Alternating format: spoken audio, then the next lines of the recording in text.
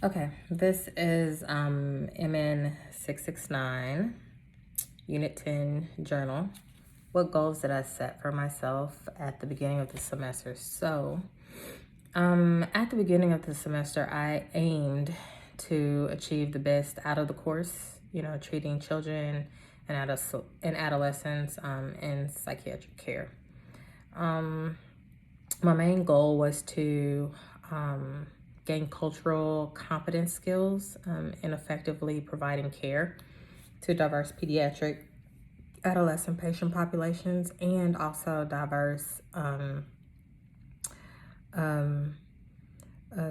basically all different type of psychiatric illnesses.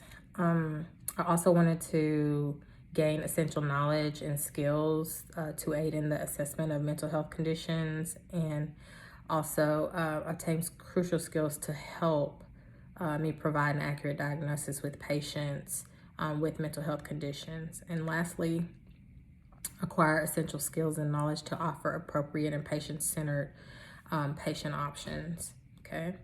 My main desire was to achieve the highest level knowledge skills required to effectively provide quality mental health care to pediatrics and adolescent patient populations. And I believe that I attained the goals set at the beginning of the semester through the coursework, continuous assignments, discussions, virtual discussions, right, and other learning tasks. I have also obtained crucial skills and knowledge to help me practice effectively as a psychiatric mental health nurse practitioner by providing quality care to pediatric and also adolescent patient populations. So, feelings, prejudices, biases that I experienced, and how did I manage them? So, when caring for pediatric patients and adolescent patient populations, I was faced with fear. Basically, because I only kind of knew about certain populations. There was ADHD, ODD, of course, autism, and stuff that I had to address the behaviors and stuff. So I questioned whether I would adequately meet the patient's needs, and on other occasions I doubted my ability to provide quality care to the population, the pediatric and adolescent patient populations, to achieve the best outcomes. I faced prejudice and bias while working on these patient populations when I negatively assessed the patient based on their race or gender. Sometimes it was even also based when I did not assess them as the way I wanted to. I think I'm pretty good at assessing in other areas like adults and stuff like that, but I had a little bit of time in trying to manage this particular population. But I aim to develop cultural competency along with self-awareness to reduce, inequality and manage an implicit bias, prejudice, and fear. So the reflections, I do believe it helped me develop self-awareness. I don't like the reflections either. Yay. But I think it helped me to kind of come face to face with my prejudices, my bias, my fears, and all that, and helped me to be a better student. Along with, I think I'm going to continue on with that. How did I manage my anxiety, self-doubt, and uncertainty?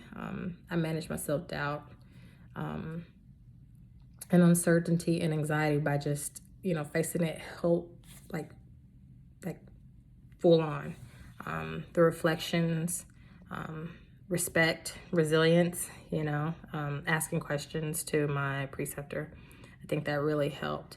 The resilience helped me to cope with my anxiety, self-doubt, and uncertainty during, the care delivery. I also collaborated and engaged with, my preceptor for guidance.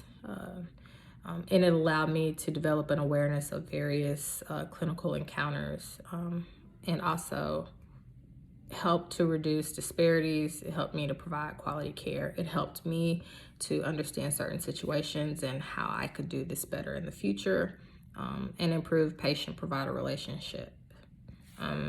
Understanding and insight development during the clinical experience. I learned it was crucial for healthcare providers to effectively manage their biases and prejudices to provide culturally competent and equitable care, meaning that although a patient might have, ADHD, you don't always just treat with certain med. There's different meds that works with certain patients. You might have to try other things. The patient might need more sleep to get better focus. And when I say that, like children, or they might not have ADHD, they might have ODD, and you have to be able to differentiate between the two because sometimes they're the same. You have both, all of that.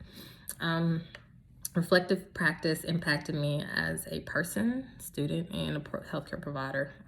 It helped me to draw on previous experiences, along with helped me to help the patients as a whole, help me recognize my strengths and weaknesses, contribute to ongoing learning. It also helped me to stay motivated during the challenging clinical encounters, along with during just this whole process. So will I continue to use reflection? I think I said this earlier, I will. I'm not sure how exactly I will do it. I'm not sure if I will do it on video, but I might do it on, reflective practice either by the day or by the week. Maybe, by typing it out on what I should have done better. I know sometimes I'm like, my mind is always churning. So I think I will do it more in the form of not video, but more of like typing or writing. I'll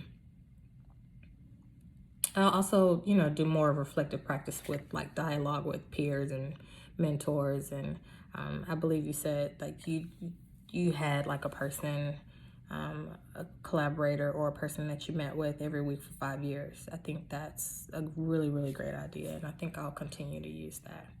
I'll also attend, seminars, workshops, and any type of enrichment learning that can help me understand the patient, myself, and the medications as a whole. So med dinners, all that. Okay, thanks.